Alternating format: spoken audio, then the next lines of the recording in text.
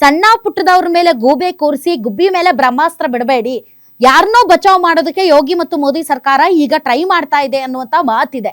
ಆದ್ರೆ ನಮ್ಗೆ ಸಂಪೂರ್ಣ ನಂಬಿಕೆ ಇದೆ ಯೋಗಿ ಅಥವಾ ಮೋದಿ ಸರ್ಕಾರದ ಮೇಲೆ ಅಲ್ಲ, ಶ್ರೀರಾಮನ ಮೇಲೆ. ಯಾಕಂದ್ರೆ ಶ್ರೀರಾಮ ತನ್ನ ಹುಂಡಿ ಕಾಸು ಜೊತೆಗೆ ಅವ್ಯವಹಾರ ಅಕ್ರಮ ಮಾಡಿದವ್ರನ್ನ ಒಬ್ರನ್ನು ಸುಮ್ಮನೆ ಬಿಡಲ್ಲ.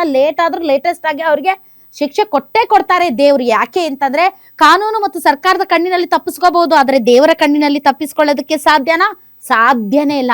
ಅದಕ್ಕೆ ಇರ್ಬೇಕು ಶ್ರೀರಾಮಚಂದ್ರ ರಾವಣನ ಮೇಲೆ ಯುದ್ಧ ಮಾಡುವಾಗ ವಾನರ ಸೇನೆ ಕಟ್ಟದ ಹೊರತು ಮಾನವನ ಸೇನೆ ಕಟ್ಟಲಿಲ್ಲ. ಒಂದು ವೇಳೆ ವಾನರ ಸೇನೆ ಬದಲಿ ಮಾನವನ ಸೇನೆ ಕಟ್ಟಿದ್ರೆ ಲಂಕೆಗೋಗಿ ಲಂಕೆ ನೋಡ್ಬಿಟ್ಟು ಅಲ್ಲೇ ರಾವಣನ ಜೊತೆ ಡೀಲ್ ಮಾಡ್ಕೊಂಡ್ಬಿಟ್ಟು ಅವನ್ ಪರವಾಗಿ ಫೈಟ್ ಮಾಡ್ತಾ ಇದ್ರು ಮಾನವರು. ವಾನರಗಳು ಸೇನೆಯನ್ನ ಕಟ್ಟಿದ್ದಕ್ಕೆ ಶ್ರೀರಾಮಚಂದ್ರ ಬಚಾವಾದ್ರು. ಇಲ್ದೇ ಇದ್ರೆ ನಮ್ಮ ಮನುಷ್ಯರು ಶ್ರೀರಾಮಚಂದ್ರನ ಉಂಡಿ ಕಾಸೇ ತಿಂತಾರೆ ಅಂತಂದ್ರೆ ಇನ್ನೇನು ಬಿಡ್ತಾರಪ್ಪ ಈ ದೇಶದಲ್ಲಿ. ಅಬ್ಬಾ ದೇವರೇ, ಇಲ್ಲಿ ನೋಡಿದ ಮಂಜುನಾಥನ ಮೇಲೆ ಪ್ರಮಾಣ ಮಾಡ್ಬೇಡಿ, ನೀವು ಅಟ್ಟಬತ್ತದನ್ನ ಹಾಕಿದೀರಾ ಇಲ್ಲ ಅಂತ.